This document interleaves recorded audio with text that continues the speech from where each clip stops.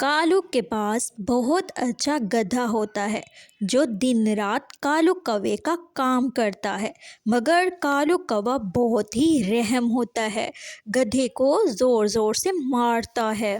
چل میرے گدھے، جلدی چل، جلدی سے چل، مجھے جلدی گھر جانا ہے۔ کالو کوا گدھے کو پیچھے سے زور زور سے لاٹھی مارنے لگتا ہے۔ مالک، کبھی تو مجھ سے پیار سے بات کر لیا کرو، ہر وقت مجھے مارتے رہتے ہو۔ مالک، میں بہت تنگ آ گیا ہوں۔ تمہاری آج کل بہت زبان چڑھنے لگتی ہے نا، یہی زبان کاٹ کے رکھ دوں گا۔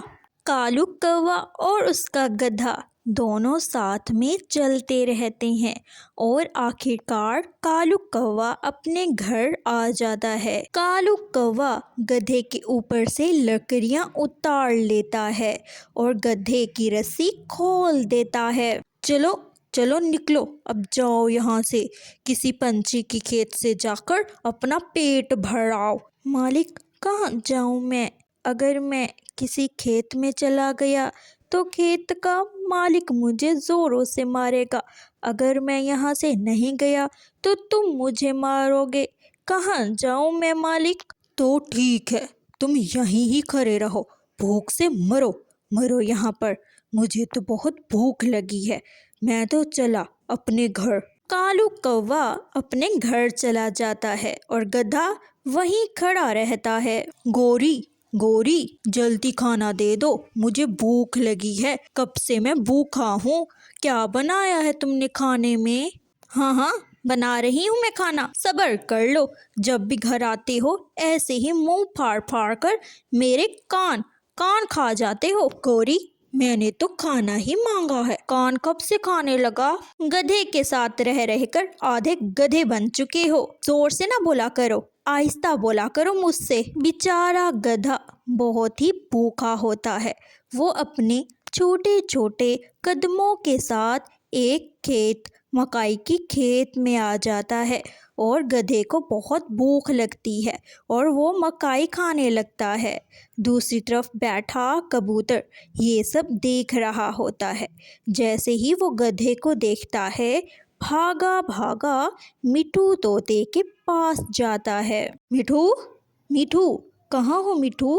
میں نے تمہیں بات بتانی ہے، جلدی سے گھر کے باہر آؤ۔ مٹھو طوطا گھر کے باہر آتا ہے۔ کیا ہوا کبوتر، تم پریشان لگ رہے ہو؟ مٹھو، میں ابھی تمہاری کھیت سے ہی آ رہا ہوں، ابھی میں نے تمہاری کھیت میں دیکھا، وہ کالو کوے کا گدھا ہے نا، وہ تمہاری کھیت سے مکئی کھا رہا تھا، جیسے ہی میں نے دیکھا تمہارے پاس بھاگا چلا آیا۔ کیا میں نہیں چھوڑاؤں گا اس گدھے کو، اگلے دن بھی میری مکئی کھا رہا تھا، میں جاتا ہوں۔ مٹھو طوطا اپنے ساتھ بڑی ساری لاٹھی لے کر اپنے کھیت کی طرف چل پڑتا ہے۔ گدھا بڑے آرام سے مکئی کھا رہا ہوتا ہے اور مٹھو طوطا اس کے پیچھے سے جا کر زور سے اسے لاٹھی مارنے لگتا ہے۔ کیوں مارا ہے مجھے؟ کیا ہوا ہے؟ میں بہت بھوکا ہوں، میں یہاں سے جا رہا ہوں۔ گدھا ڈر کے مارے سے مٹھو طوطے کے کھیت سے جلدی سے بھاگنے کی کرتا ہے۔ مٹھو طوطے کو بڑا ہی غصہ آتا ہے اور وہ بھی گدھے کے پیچھے بھاگا بھاگا کالو کوے کے گھر کی طرف چل پڑتا ہے۔ کالو کوے کے گھر آ کر دروازے پر زوروں سے دستک دیتا ہے اور اندر سے گوری کوی باہر آتی ہے۔ تمہارا گدھا میری کھیت میں آیا تھا، اگر دوبارہ تمہارا گدھا میری کھیت میں آیا تو میں اسے پکڑ کر اپنے پاس باندھ لوں گا۔ اچھا چپ کر جاؤ، اونچی آواز میں بات مت کرو، گندی موٹی چونچ والے، اگر ایسا تم نے کیا تو تم ہمارے ہاتھوں سے پٹ جاؤ گے۔ چلو بھاگو یہاں سے۔ تمہیں اپنے گدھے سے اتنا ہی پیار ہے تو تمہیں اسے پکڑ کر باندھ کر اسے چارہ بھی کھلا دیا کرو، نہ کہ اسے چھوڑ دیا کرو۔ مٹھو طوطا غصے میں یہ کہہ کر وہاں سے چلا جاتا ہے۔ روزانہ کی طرح کالو کوا اگلی صبح بھی گدھے کے اوپر سبزی لاد کر خود اس کے اوپر بیٹھ کر دوسرے جنگل جا رہا ہوتا ہے اور کالو کوے کے گدھے کو بہت زیادہ بھوک لگی ہوتی ہے۔ مالک، میں تھک گیا ہوں، مجھے بہت بھوک لگی ہے، مجھے ایک گوبھی تو کھلا دو۔ چل چل، میں تمہیں ایک گوبھی کیا، ایک پتا بھی نہیں کھلاؤں گا، تم چلتے رہو۔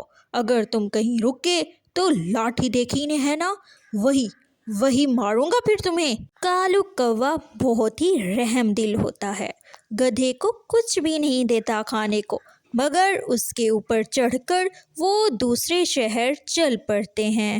روزانہ کی طرح کالو کوا گدھے کی رسی کھول دیتا ہے اور گدھے کو کوئی چارہ نہیں دیتا اور خود گھر کی طرف چل پڑتا ہے۔ گدھے کو بہت بھوک لگی ہوتی ہے، وہ آہستہ آہستہ چلتے چلتے ایک کھیت میں جا پہنچتا ہے جہاں بہت ساری اسٹرابری لگی ہوتی ہے، جو رانو چڑیا کی اسٹرابریز ہوتی ہیں۔